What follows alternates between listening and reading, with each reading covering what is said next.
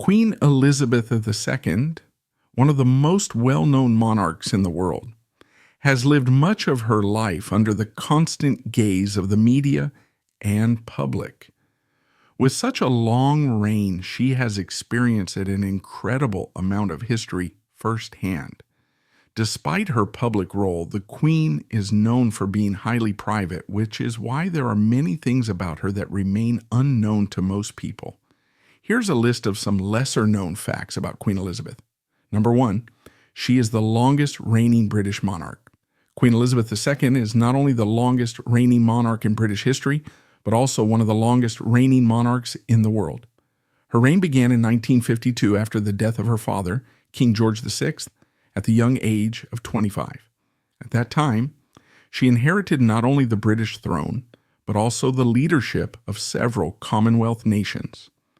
In June 1953, she was formally crowned as Queen in a grand coronation ceremony held at Westminster Abbey, an event that marked the beginning of her historic reign. She became Queen Regnant of 7 Commonwealth countries: the United Kingdom, Canada, Australia, New Zealand, South Africa, Pakistan, and Ceylon, now Sri Lanka. Over the decades, she has overseen significant changes in the political landscape of the UK and the world, maintaining her role as a steady and enduring symbol of the monarchy. Queen Elizabeth's reign has spanned numerous historical events, including wars, global economic shifts, and the transformation of the British Empire into the modern Commonwealth. Her ability to adapt to change while remaining a figure of continuity has solidified her place as a beloved and respected monarch, both at home and internationally. Her remarkable reign is a testament to her dedication, resilience, and unwavering sense of duty. Number 2, she was never supposed to be queen. Queen Elizabeth II, despite becoming the longest reigning British monarch in history, was never expected to ascend to the throne. Her path to the crown was shaped by an unexpected twist of fate. In 1936, her uncle, King Edward VIII, inherited the throne after the death of his father, King George V. At that time, Elizabeth was only the daughter of the Duke of York, with no direct claim to the monarchy. However, King Edward's reign was short-lived, lasting less than a year. His decision to marry Wallis Simpson, an American divorcee, caused a constitutional crisis, as the Church of England did not permit the monarch to marry a divorced woman. Faced with intense public and political pressure, Edward chose to abdicate the throne in December 1936, forever changing the course of royal history. With Edward stepping down, the crown passed to Elizabeth's father, who became King George VI. This sudden shift made Elizabeth the direct heir to the British throne at just 10 years old.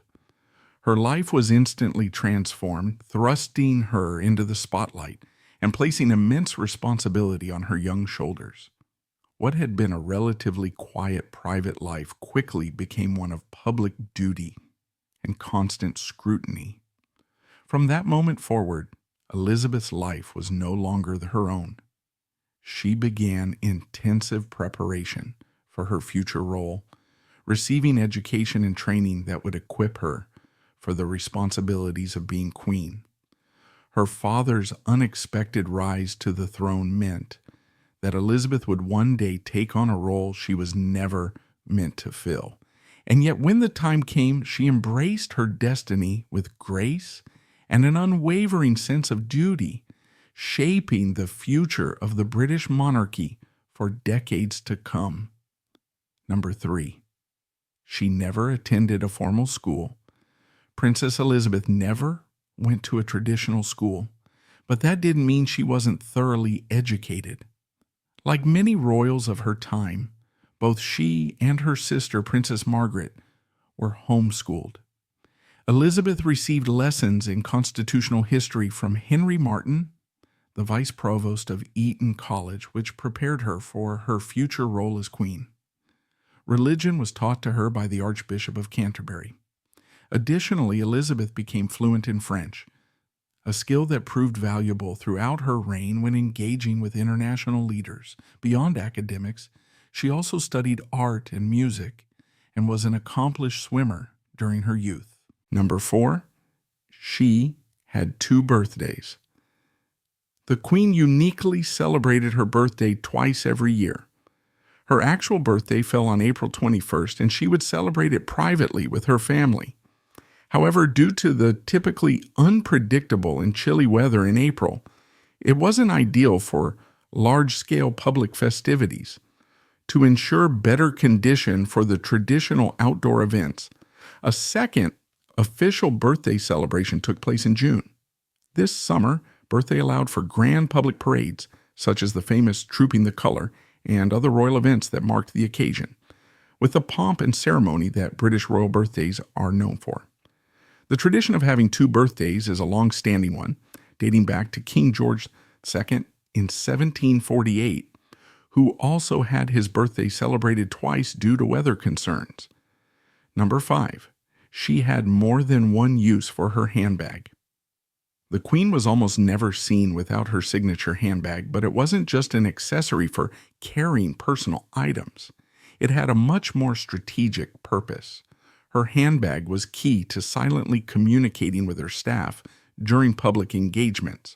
For instance, she always carried a portable hook, which allowed her to hang her handbag discreetly, and this small gesture conveyed important signals.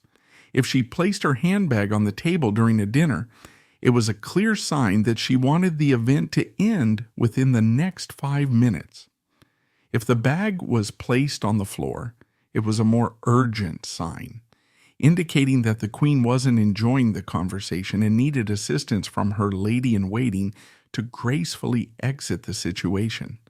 On the other hand, if she hung her bag from the portable hook under the table, it was a subtle signal that everything was going smoothly and she was content with how things were progressing. This clever use of her handbag allowed the Queen to maintain her usual grace and composure while managing even the most delicate social situations, all without saying a word.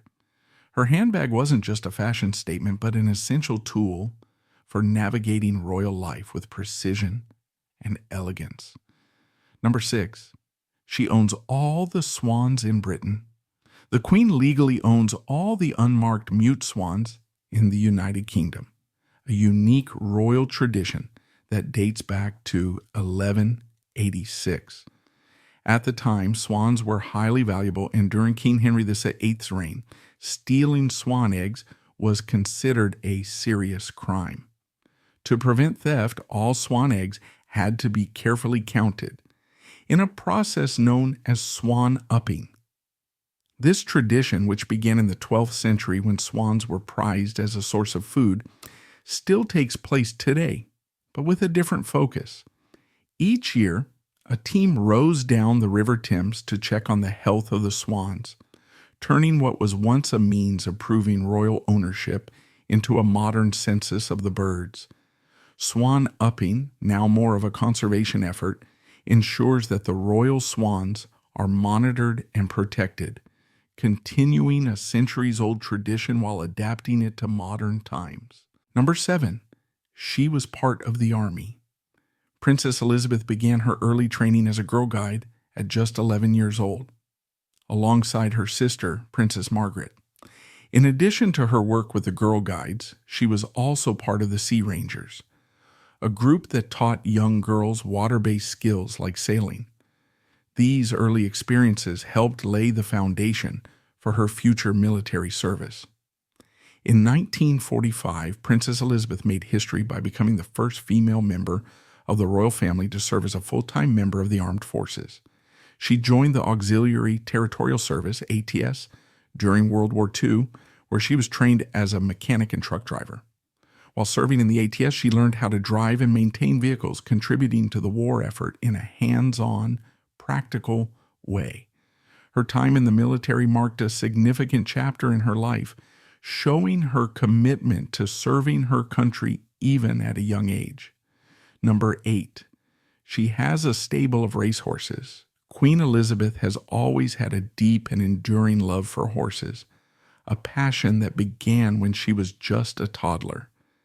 At the age of 3, she started riding, and by her 4th birthday, she received her very first pony, a Shetland pony named Susan, as a special gift from her grandfather, King George V. This marked the beginning of her lifelong connection to horses and equestrianism. As she grew older, her interest in horses extended beyond riding. She became heavily involved in horse breeding and racing. Over the years, the Queen built a renowned stable of racehorses, many of which have gone on to win significant awards.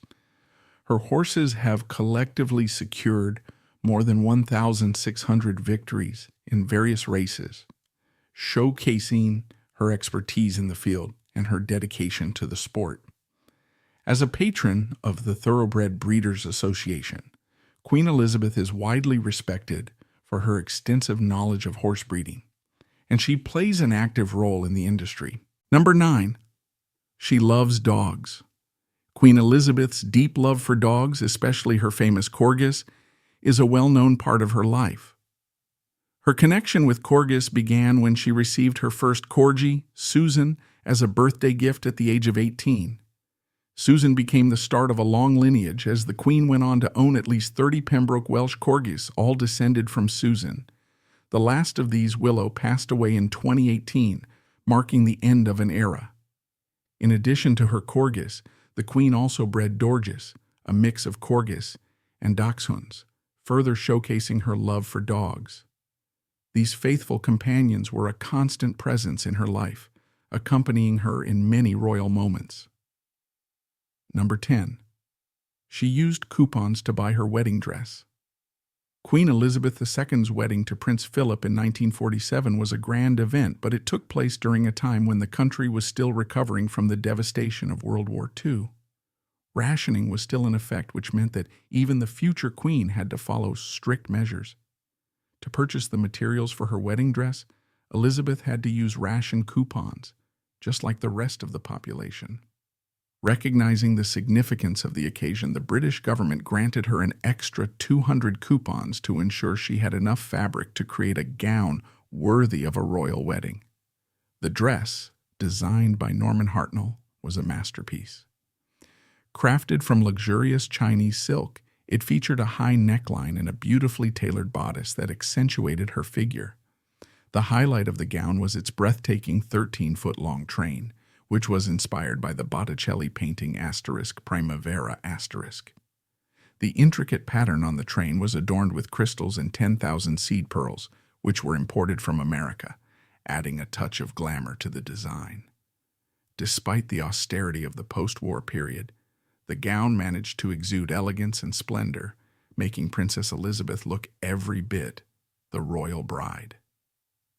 The dress became an iconic symbol of hope and renewal for the country as it emerged from the difficulties of war.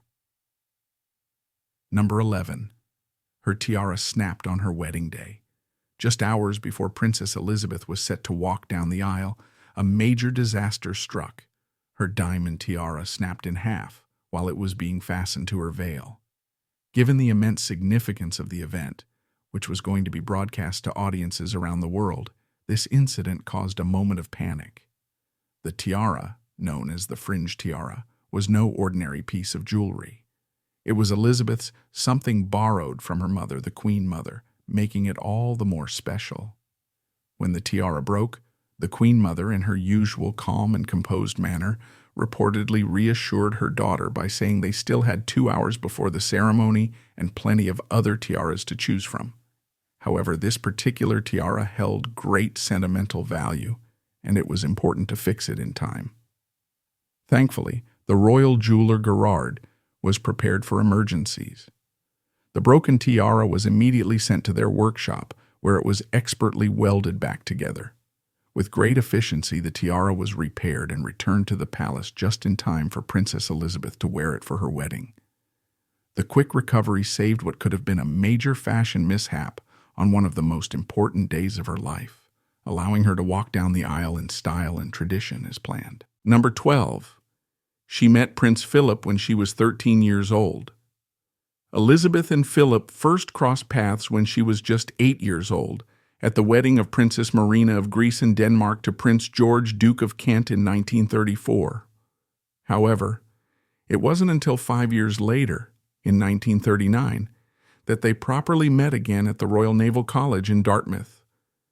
Elizabeth, then 13, and Philip, 18, had a memorable encounter, and it was during this time that Elizabeth reportedly fell in love with the man who would later become her husband. After that meeting, they began exchanging letters, which marked the start of their deepening relationship. In 1946, Philip asked King George VI for permission to marry his daughter. The king agreed, but with one condition: the formal announcement of the engagement would be delayed until Elizabeth turned 21 the following April, as both the king and queen thought she might still be a bit young for such a big commitment. Philip and Elizabeth were third cousins through their shared ancestor, Queen Victoria, and Philip himself was born a royal of both Greece and Denmark. Their love story, which began when Elizabeth was just a teenager, grew into one of the most enduring royal marriages in history. Number 13. She has broken many records. Queen Elizabeth holds numerous impressive records, making her one of the most remarkable monarchs in history. She is the longest reigning royal in British history, having served on the throne for over 7 decades. During her reign, the United Kingdom saw 12 different prime ministers take office and witnessed 7 Roman Catholic popes lead the Vatican. She also holds the title of the longest reigning female monarch in the history of the world, surpassing all others in terms of time spent on the throne. Her marriage to Prince Philip is another record, as it stands as the longest marriage of any British sovereign. Additionally, Queen Elizabeth's image has appeared on the currency of more countries than any other monarch, gracing the currency of 35 different nations. Beyond her longevity and symbolic presence, Queen Elizabeth was also a record-breaking traveler. She visited 116 countries on official state visits, making her the most well-traveled monarch in the world. These accomplishments highlight the immense impact of her reign, both within Britain and across the globe. Number 14. She enjoys a drink. According to her cousin Margaret Rhodes, Queen Elizabeth had a fondness for a daily glass of champagne. In fact, the Queen had a well-established drinking ritual that she followed almost every day. Before lunch, she would enjoy a gin and Dubonnet on the rocks with a slice of lemon. With her lunch, she often had a glass of wine. And to round off her day, she treated herself to a glass of champagne. This routine offered the Queen a touch of indulgence in her busy schedule, and it certainly sounds like a delightful way to unwind. Number 15. She is exempt from the usual documentation. Queen Elizabeth enjoyed certain privileges that exempted her from the typical documentation most people need. For example, she could drive without a license and travel internationally without a passport. This is because both documents are issued in her name, making them unnecessary for her. Despite visiting over 100 countries, she never needed a passport. Additionally, while she was legally exempt from paying taxes, the Queen voluntarily chose to pay income and capital gains taxes, setting an example of responsibility despite her royal exemptions. Number 16. Queen Elizabeth II has been affectionately called by several nicknames over the years, each reflecting her close relationships with family. When she was a young girl, she had difficulty pronouncing her own name, Elizabeth, and instead would say Lilibet. Her family found this endearing, and the nickname stuck. It became such a beloved name that even her close relatives continued using it throughout her life. In a touching tribute, Prince Harry and Meghan chose Lilibet as the name for their daughter, honoring this personal and cherished nickname of the Queen. Additionally, her late husband, Prince Philip, had his own special nickname for her, calling her Cabbage, a term of endearment that highlighted their close bond and the unique sense of humor they shared over their many years of marriage. Her great-grandchildren, too, had their own affectionate way of referring to her. For example, Prince George, her great-grandson, lovingly calls her Gan Gan, a sweet and informal title that captures the warmth of their relationship. Number 17. Queen Elizabeth is fluent in French, a language she mastered from a young age with the help of her French and Belgian governesses. Her ability to speak French has always impressed those around her, particularly during her official visits to France. On these trips, she frequently uses French to engage in conversations, showing her respect for the culture and the people she meets. One notable moment was in 2014, when she delivered an entire speech in French at a state banquet, catching many by surprise and earning widespread admiration. Her fluency in the language not only demonstrated her linguistic skill, but also highlighted her diplomatic tact, as she chose to address her audience in their native tongue, further endearing herself to the French public. Number 18. Queen Elizabeth has an impressive total of at least 30 godchildren, a reflection of the great honor and trust bestowed upon her. From the 1950s to today, she has taken on the role of godparent, though not all of the identities of these godchildren have been made public. Interestingly, she began serving as a godparent even before she ascended to the throne. Many of her godchildren have close ties to the royal family, further demonstrating her deep connections within aristocratic circles. Her first godchild, Guy Rupert Gerard Neville, was born in 1945 and is the son of Lady Neville, who was a longtime friend of Queen Elizabeth. Number 19. On March 26, 1976, Queen Elizabeth made history by sending her first ever email while visiting the Royal Signals and Radar establishments, part of the Ministry of Defense's Scientific Research Hub. The email was set up by Peter Kirstein, the man responsible for introducing ARPANET to Great Britain. He created the Queen's account with the username HME2, standing for Her Majesty Elizabeth II.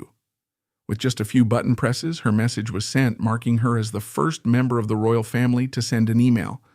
This moment symbolized her engagement with the evolving world of technology, even at an early stage in the digital era.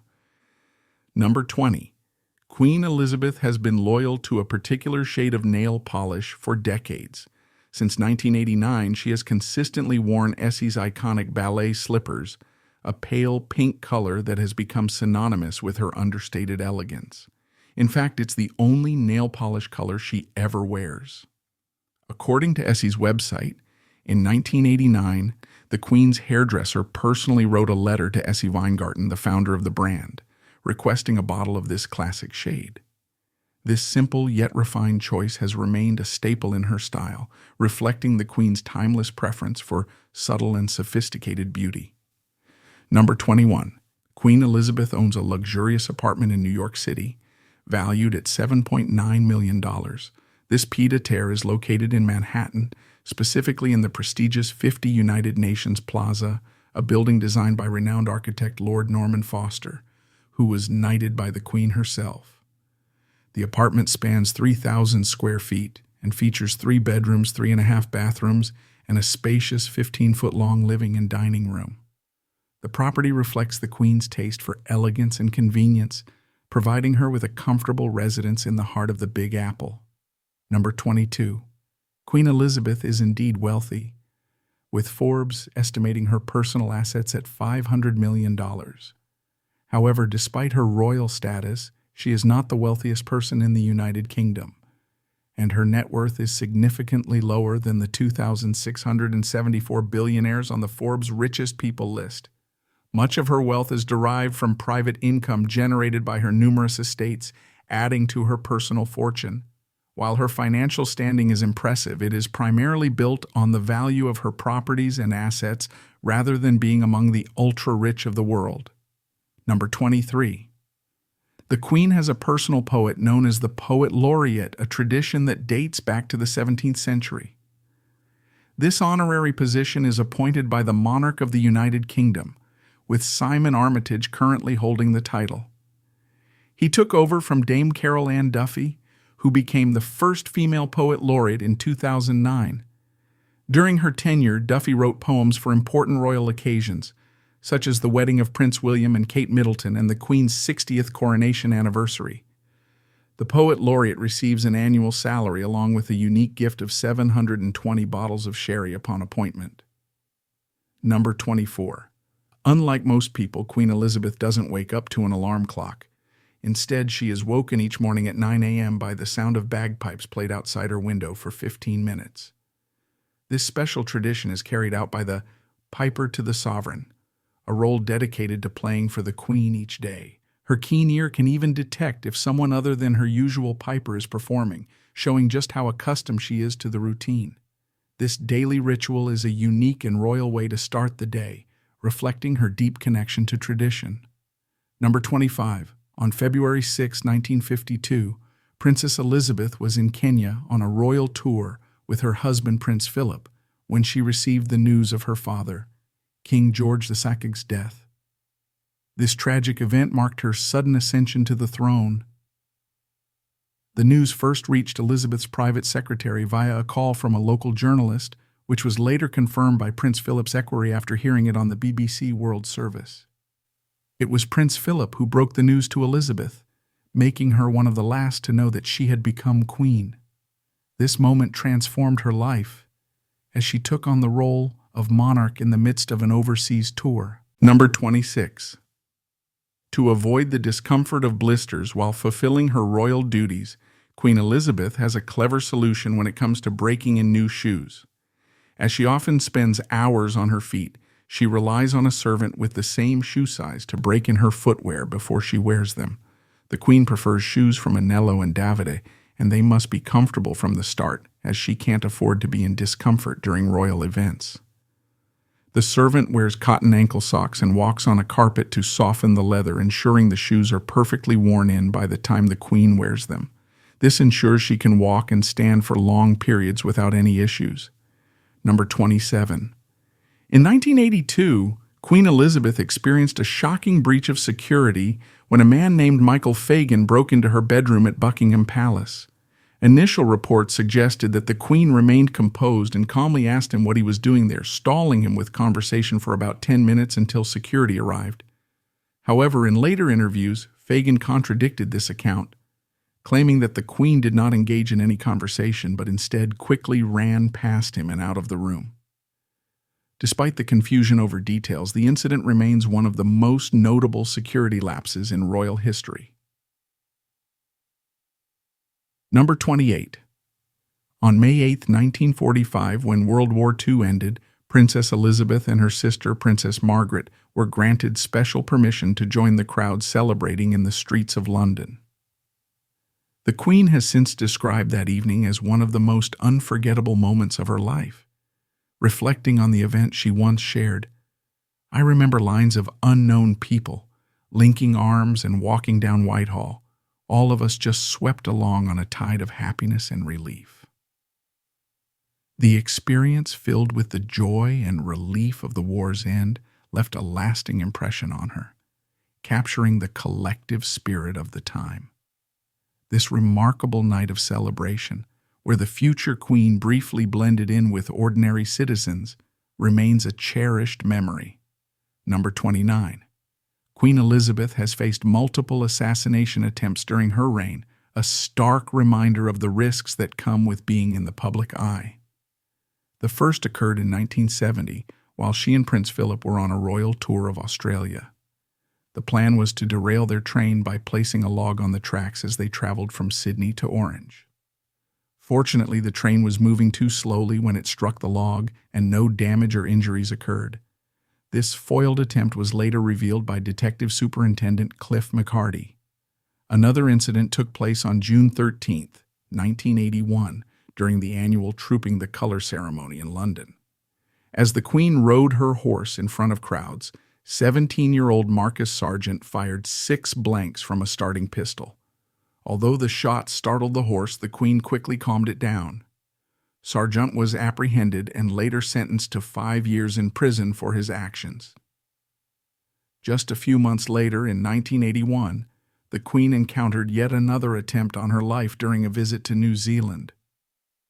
While exiting her vehicle at a museum in Dunedin, 17-year-old Christopher John Lewis fired a shot from a nearby building. Though he missed, witnesses heard the crack of the gunfire. Lewis was arrested 8 days later. Despite these close calls, Queen Elizabeth remained composed throughout these harrowing events, further solidifying her image as a steadfast leader. Number 30. Queen Elizabeth II holds numerous titles, reflecting her vast influence and leadership across various regions and organizations. Her official title is Elizabeth II, by the grace of God, of the United Kingdom of Great Britain and Northern Ireland, and of her other realms and territories, Queen, Head of the Commonwealth, Defender of the Faith. In Canada, she also holds the unique title of Chief Hunter of the Order of the Buffalo Hunt. In addition to these, she is associated with several prestigious orders, including the Order of the Garter, the Order of St. John of Jerusalem, and the Imperial Order of the Crown in India, among others. These titles highlight her extensive reach and long-standing contributions to both her country and the Commonwealth. Did you learn anything new about this well-known British royal?